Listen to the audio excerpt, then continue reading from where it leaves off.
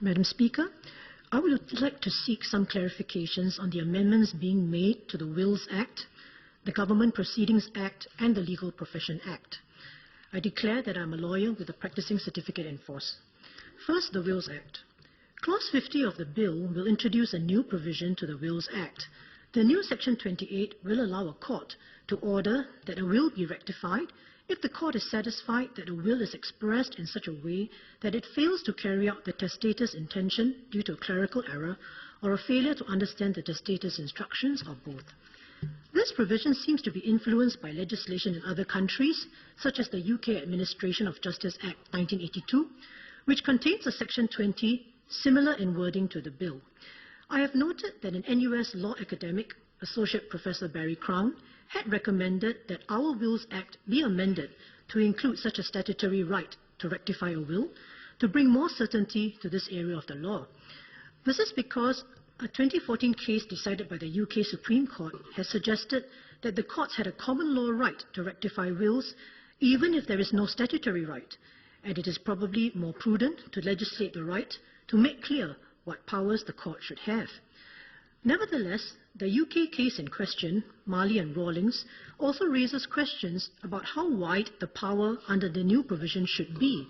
In that case, a husband and wife made mirror wills to leave their entire estate to a non-family member, but each spouse signed the other spouse's will by mistake. Clearly, the lawyer's office was at fault in not checking that the wills were executed by the proper party. What the court did in that case was to exercise the statutory power under the Administration of Justice Act to rectify the wills by replacing wholesale the words of each will with the text of the other spouse's will. This is way beyond the usual understanding of rectification being the adding or omitting of certain words only. Is the ministry intending the court to have such a wide rectification power? I would also like a confirmation about the implication of such a provision on lawyers who have been negligent in drafting wills or in will execution. How will this provision save them from being liable for negligence?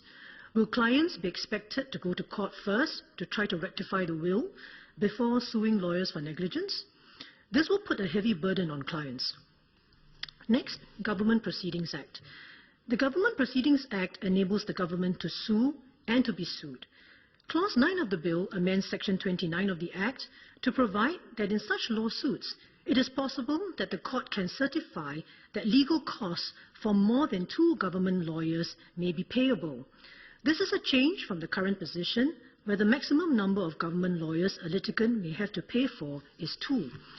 According to the explanatory note, the change is to bring the position in line with that in other civil suits and family matters.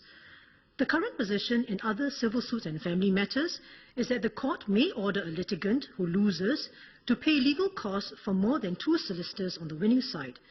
In order for such a court order to be obtained, the court must find that more than 2 lawyers were reasonably required to handle the case due to factors such as the complexity of the case or novel points of law being raised. Madam, I have concerns about the government taking such a position, as the prospect of a very heavy legal burden and legal costs could have a dampening or even crushing effect on persons involved in suits against the government. As it currently stands, anyone who is thinking of suing the government or defending a legal action by the government is aware that if the action is lost, he will likely have to pay legal costs to the government.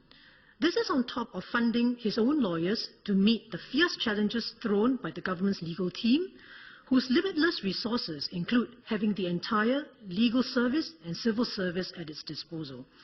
Not many individuals or entities have the financial resources needed to take the government to court or to defend a suit by the government. I believe the government should consider taking a broader view on this matter and keep the current provision of capping its claim for legal costs to no more than 2 legal officers. After all, the purpose of the Government Proceedings Act is to enable the government to sue and to be sued. If the costs of suing or being sued by the government are too high, people will surrender.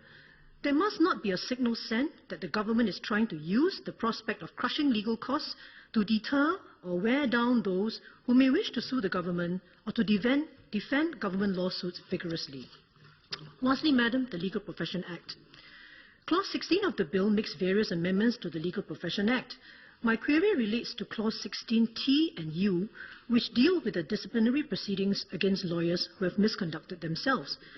Under Clauses 16T and U, the Minister may make rules to exempt lawyers from disciplinary action if they have given gratifications or remuneration to those who procure business for themselves or other lawyers under circumstances to be prescribed in the rules.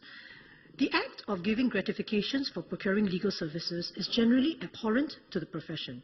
What sorts of exemptions are being contemplated and under what circumstances? Thank you.